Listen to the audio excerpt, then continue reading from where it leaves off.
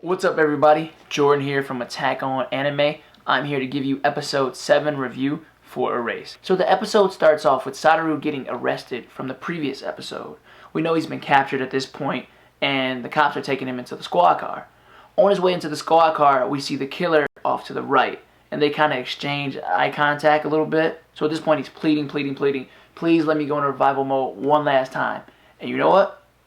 He actually did. He triggered revival mode for the first time without the butterfly around, which leads me to believe that he may have just gained new mastery over revival. After he goes into revival mode, he kind of comes back into consciousness at the point when him and Hayo were at the museum, days before her birthday party and days before she got abducted. So later on in the episode, Kenya and Satoru have a very interesting conversation.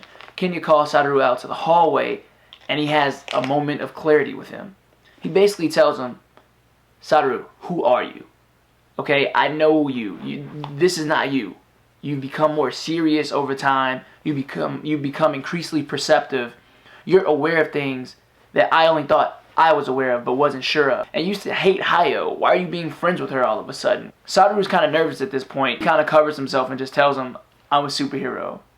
That's why I've been trying to save Hayo. And then he explains to him how Hayo is in a lot of danger. And Kenya already knew, yeah, I noticed the bruises, I just never did anything about it. But at this point, Satoru respects Kenya's perceptive nature.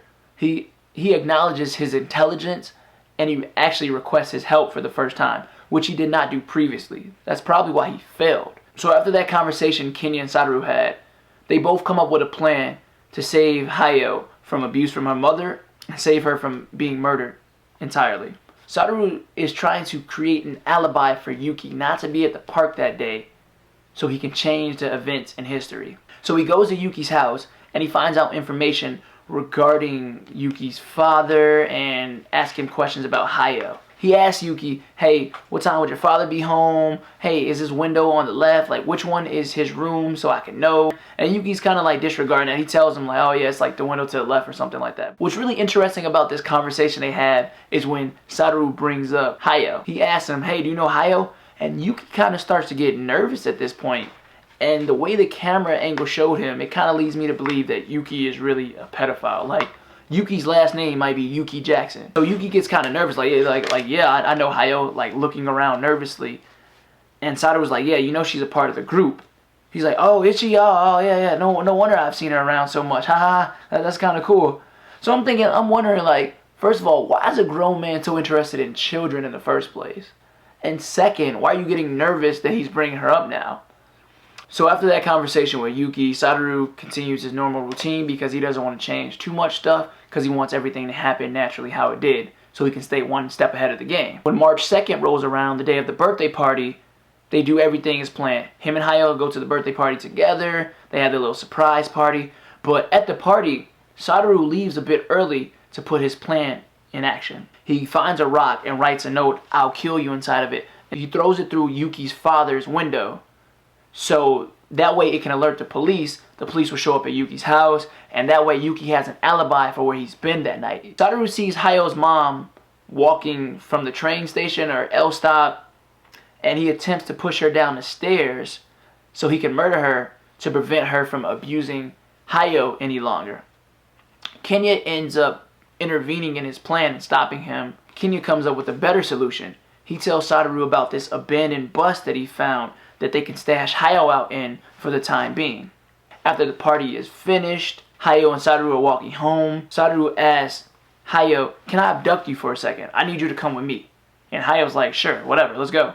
So he takes her to the bus and everything seems to be fine. They built their own little campsite. They got tents, they got fire, they got food. So she's down for staying there. She doesn't mind at all. He actually changed history because she was technically supposed to die that night.